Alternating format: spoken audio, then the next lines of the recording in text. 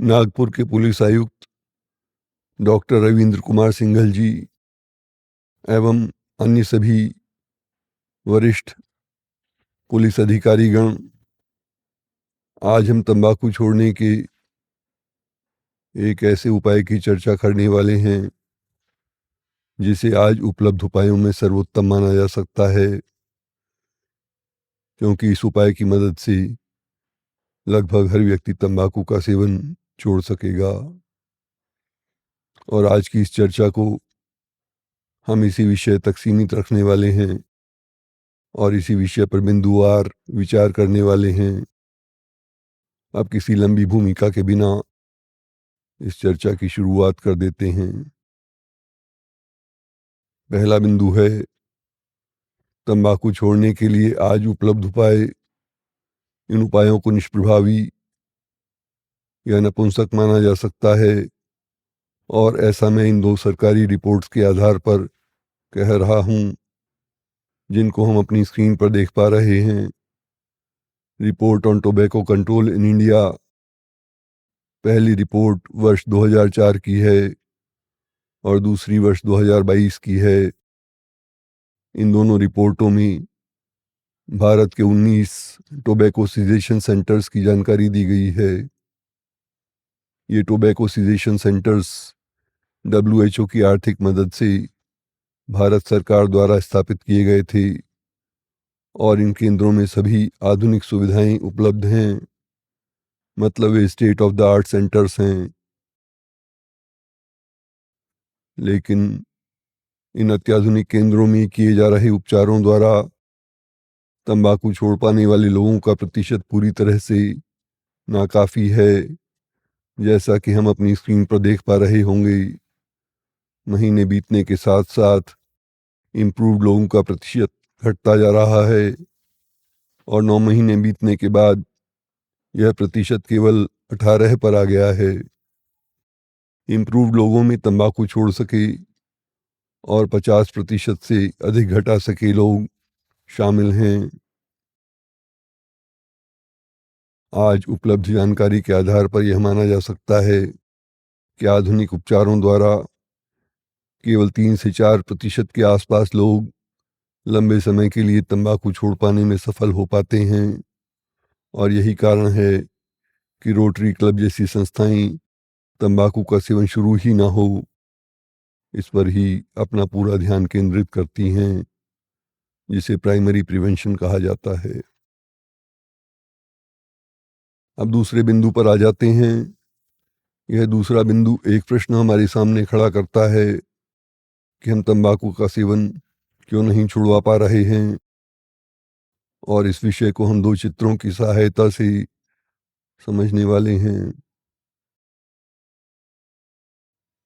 तंबाकू के रिलैप्स यानी पलटवार के 3 कारण ए, बी और सी इस पहले चित्र में दिखाए गए हैं। ए यानी निकोटीन विड्रॉवल, बी यानी तंबाकू की याद, और सी यानी तंबाकू छोड़े रखने का प्रयत्न जारी रखने से होने वाली थकान, जिसे सीजेशन फटीग कहा जा सकता है। हम देख सकते हैं कि तंबाकू के पलटवार के ये कारण लंबे समय तक बने रहते हैं, और सच बात तो यह है कि तंबाकू के पलटवार यानी रिलैप्स की संभावना 10, 20 या 50 वर्ष बीतने के बाद भी समाप्त नहीं हो पाती है। अब दूसरे चित्र पर आ जाते हैं। इस चित्र में आज उपलब्ध उपायों की तुलना भविष्य में उपलब्ध हो सकने वाले उपचारों से की गई है। भविष्य में उपलब्ध हो सकने वाले उपचारों को एक लाल रंग के चौखुंटे से घेर दिया गया है, और आज उपलब्ध उपचारों को एक काले चौखुंटे से घेरा गया है। आज के कम प्रभावशाली और अधिक प्रभावशाली उपायों के बीच कोई विशेष अंतर दिखलाई नहीं दे रहा है, जबकि यह दिख रहा है कि भविष्य के उपचारों और आज के उपचारों के बीच एक बड़ा अंतर होना जरूरी है, और यह बड़ा अंतर होगा तभी तंबाकू के पलटवार की संभावना समाप्त हो सकेगी। इसके लिए हमें तंबाकू का सेवन करने वाली व्यक्ति में एक मूलभूत बदलाव लाना पड़ेगा, जिस बदलाव के द्वारा उस व्यक्ति को तंबाकू की ज़रूरत महसूस होना ही बंद हो जाएगी। इससे भी आगे बढ़कर एक बदलाव हो सकता है, जिस बदलाव के द्वारा तंबाकू से घृणा हो जाती है और घृणा होने के बाद पलटवार की यह संभावना पूरी तरह से समाप्त हो जाने वाली है। अब तीसरे बिंदु पर आ जाते हैं। क्या यह संभव है कि तंबाकू का सेवन करने वाला व्यक्ति तंबाकू से सचमुच में ही घृणा करने लगे और सोचने लगे कि वह किस कीचड़ के गड्ढे में पड़ा हुआ था? और क्या यह संभव है कि कीचड़ के उस गड्ढे में पड़े हुए दूसरे लोगों के प्रति उसे दया आने लगे? आज हम ऐसे ही एक उपाय की चर्चा इस तीसरे बिंदु में करने वाले हैं, और वह उपाय है बहुआयामी परिवर्तन, यानी अनेक दिशाओं में एक साथ किया जाने वाला परिवर्तन या मल्टी डायमेंशनल चेंज। बहुआयामी परिवर्तन के मूल सिद्धांत को कुछ उदाहरणों की सहायता से समझ लेते हैं। एक किसान अपनी उपज बढ़ाने के लिए क्या करेगा? एक दुकानदार अपनी बिक्री बढ़ाने के लिए क्या करेगा? और एक मैनेजर प्रोडक्टिविटी यानी अपना उत्पादन बढ़ाने के लिए क्या करेगा? जाहिर है कि किसान खेत में से घास पात निकालेगा और पशुओं को खिला देगा। दुकानदार कभी कभी बिकने वाली वस्तुओं के बदले जल्दी बिक जाने वाला सामान अपनी शेल्फ पर सजाएगा। मैनेजर कुशल लोगों को नौकरी पर रखेगा और अकुशल लोगों को निकाल बाहर करेगा। इन उदाहरणों को हमें भी अपने जीवन में लागू करने की ज़रूरत हो सकती है। मतलब हमें भी हानिकारक या अनुपयोगी यानी काम में न आने वाली गतिविधियों को अपने जीवन से निकाल बाहर करने की ज़रूरत हो सकती है, और हम ऐसी गतिविधियों को अपने जीवन से निकाल बाहर करेंगे तभी उपयोगी गतिविधियों के लिए समय, शक्ति और संसाधन हमारे पास बचे रह सकेंगे।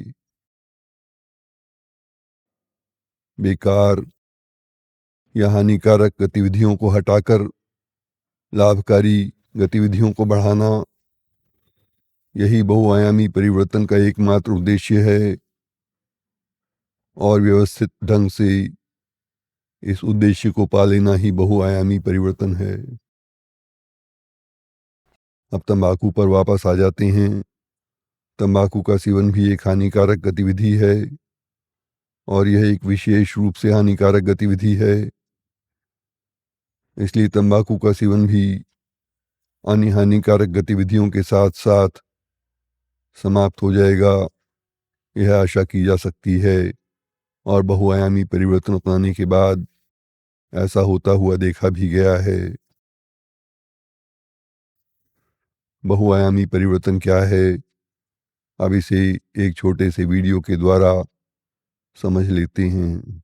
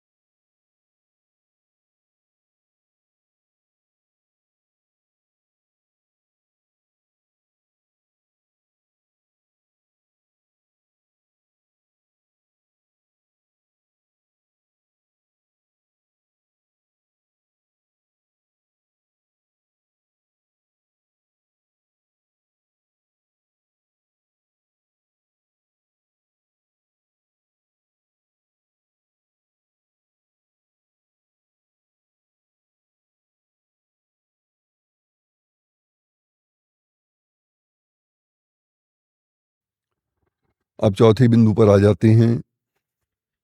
अपनी स्क्रीन पर हम बहुआयामी परिवर्तन अपनाने के बारे में कागज पर छपी हुई एक मार्गदर्शिका और उसकी विषय सूची को देख पा रहे हैं।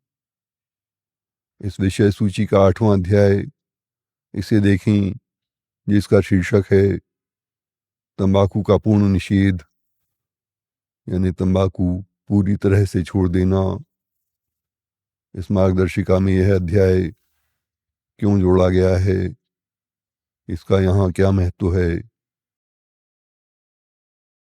यह अध्याय दिखाता है कि तंबाकू का परित्याग बहुआयामी परिवर्तन अपनाने का एक जरूरी हिस्सा है।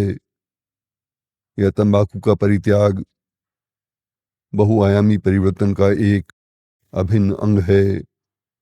मतलब बिना तंबाकू पूरी तरह से छोड़े बहुआयामी परिवर्तन अपनाना और उसका पूरा लाभ उठाना असंभव है।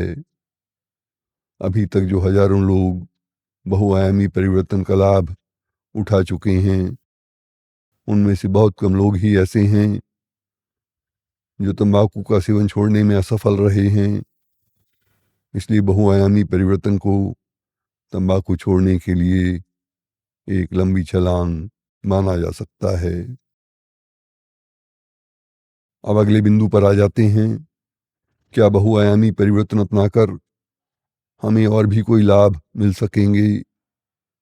हम शायद नहीं जानते होंगे कि एंजाइना यह रोग 18वीं शताब्दी के दौरान ही हमारे सामने आया।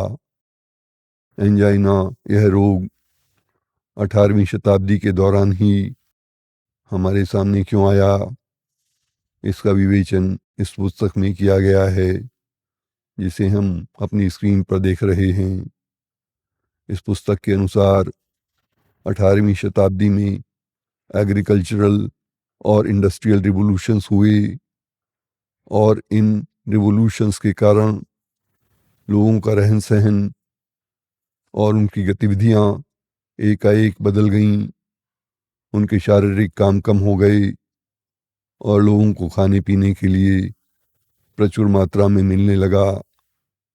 गतिविधियों में हुए इस परिवर्तन के कारण ही एंजाइना हमारे सामने आया। अब सवाल उठेगा कि गतिविधियों में परिवर्तन के कारण यदि एंजाइना हमारे सामने आ सकता है, तो क्या गतिविधियों में बदलाव के द्वारा एंजाइनों को गायब भी किया जा सकता है? अगर आपने डीन ऑर्निश का नाम सुना हो, तो ऑर्निश जैसे और भी बहुत सारे चिकित्सक हैं जो इसी दिशा में काम कर रहे हैं। बहुआयामी परिवर्तन अपनाकर भी एंजाइना में लाभ पाया जा सकता है और इसी प्रकार के लाभ बहुआयामी परिवर्तन अपनाकर अस्थमा, कमर दर्द, माइग्रेन और अवसाद जैसे रोगों में हमें मिल सकते हैं। और भी कई प्रकार के लाभ बहुआयामी परिवर्तन अपनाकर हमें मिल सकते हैं, जैसे कि नींद की गुणवत्ता में सुधार, हमारी कार्यकुशलता और कार्यक्षमता में सुधार। और इस प्रकार के सुधारों के कारण हम बेहतर ढंग से काम कर पाते हैं और बेहतर नागरिक और कर्मचारी साबित हो सकते हैं। अब अगले बिंदु पर आ जाते हैं।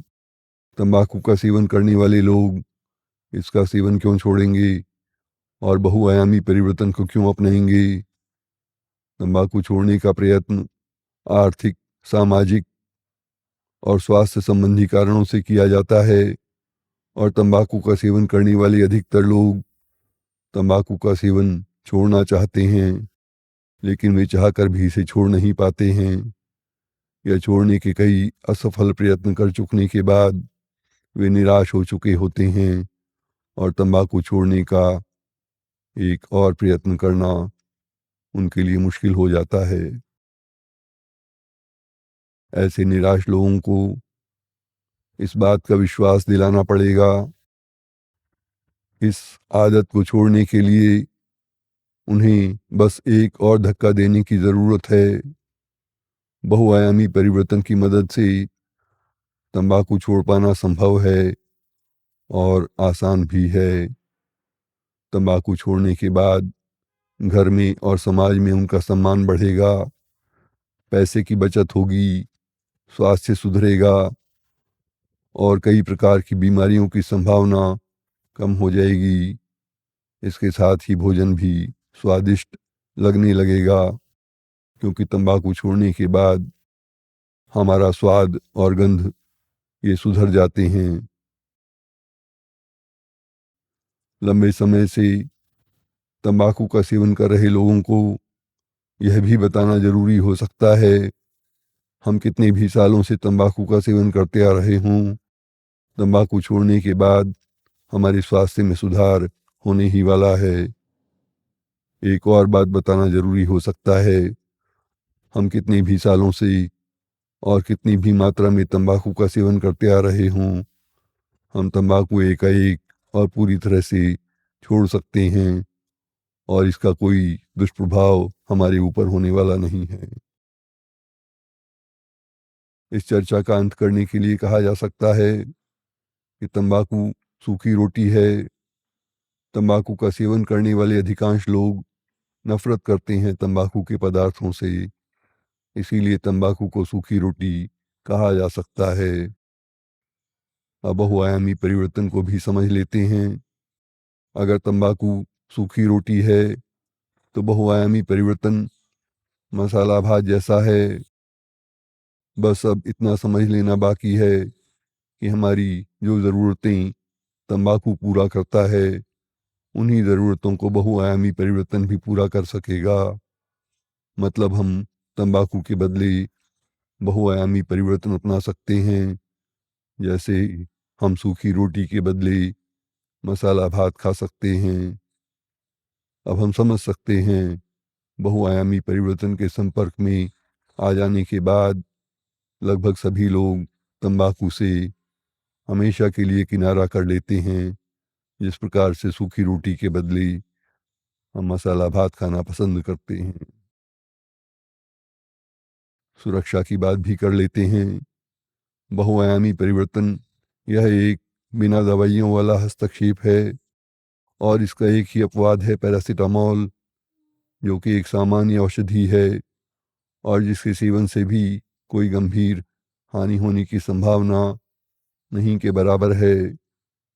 इस हस्तक्षेप के बाकी बचे हुए अंग हैं धीमा और नियंत्रित सांस, तनाव मुक्ति का आसन, शारीरिक व्यायाम, भावनाओं पर नियंत्रण और तंबाकू का परित्याग। इनमें से किसी को भी हानिकारक नहीं माना जा सकता है। इसके अतिरिक्त मैंने पिछले कई दशकों से अनेक प्रकार के गंभीर रोगों का सफलतापूर्वक उपचार बहुआयामी परिवर्तन द्वारा किया है और कभी किसी दुष्परिणाम का सामना नहीं करना पड़ा है। इसलिए भी इस हस्तक्षेप को पूरी तरह से सुरक्षित माना जाना चाहिए।